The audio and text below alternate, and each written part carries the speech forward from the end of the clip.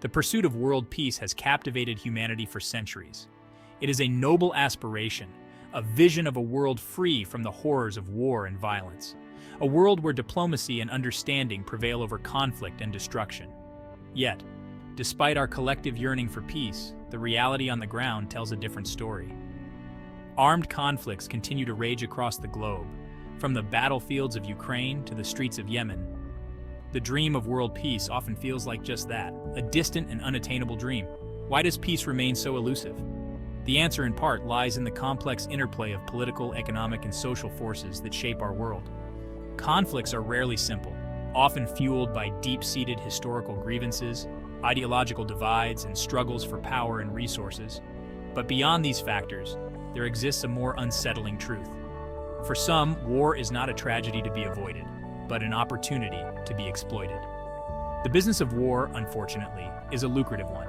As long as conflicts persist, there will be those who profit from the manufacturing and selling of weapons of war. This uncomfortable reality raises profound ethical questions.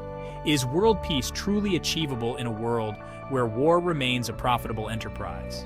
And what does it say about our values if we allow the pursuit of profit to trump the pursuit of peace? The global arms trade is a multi-billion-dollar industry, and the United States stands as the world's leading exporter of military hardware. While the U.S. government justifies these sales in the name of national security and supporting allies, a closer examination reveals a troubling correlation between war and soaring profits for defense contractors. The Middle East, in particular, has become a highly profitable marketplace for American-made weapons. The ongoing conflicts in Syria, Yemen, and Iraq, coupled with regional tensions and proxy wars, have created a constant demand for advanced weaponry. As these conflicts drag on, with no end in sight, the defense industry reaps the benefits.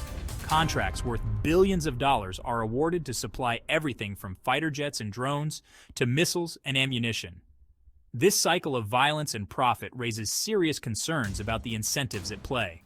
Are defense contractors truly invested in peace, or do they benefit from a perpetual state of conflict? While it's impossible to know the motivations of every individual within these corporations, the sheer scale of profits generated by war demands scrutiny. Three names dominate the landscape of the U.S. defense industry: Lockheed Martin, Boeing, and Raytheon.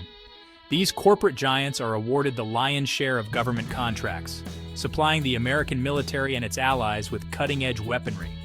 Lockheed Martin, the world's largest defense contractor, is renowned for its F-35 fighter jet program, a project plagued by cost overruns but nonetheless generating billions in revenue. Boeing, a household name in commercial aviation, is also a major player in the defense sector, producing aircraft like the Apache helicopter and the KC-46 tanker. Raytheon, specializing in missile defense systems, has seen its Patriot missile system become a sought-after commodity in conflict zones around the world. These companies employ thousands of people and wield significant political influence through lobbying efforts and campaign contributions. Their deep ties to the government and the military create a powerful military-industrial complex, a term coined by President Eisenhower to describe the close relationship between the armed forces and the defense industry. This complex relationship raises concerns about transparency and accountability. Critics argue that the revolving door between government officials and defense industry executives creates a conflict of interest, potentially prioritizing profit over peace. The Middle East, long a region embroiled in conflict, has become a particularly lucrative marketplace for U.S. defense contractors. The reasons for this are complex and multifaceted, stemming from a history of colonialism, Cold War rivalries, and the struggle for regional dominance. The discovery of vast oil reserves in the region further complicated matters, making the Middle East a strategic prize for global powers. The United States, seeking to maintain its influence in the region, has forged close military alliances with countries like Saudi Arabia, Israel, and the United Arab Emirates. These alliances have translated into billions of dollars in arms sales, providing these countries with the firepower to counter perceived threats from regional rivals like Iran. While the U.S. government argues that these arms sales are essential for maintaining stability in the region, critics contend that they actually fuel an arms race, exacerbating tensions and making conflict more likely.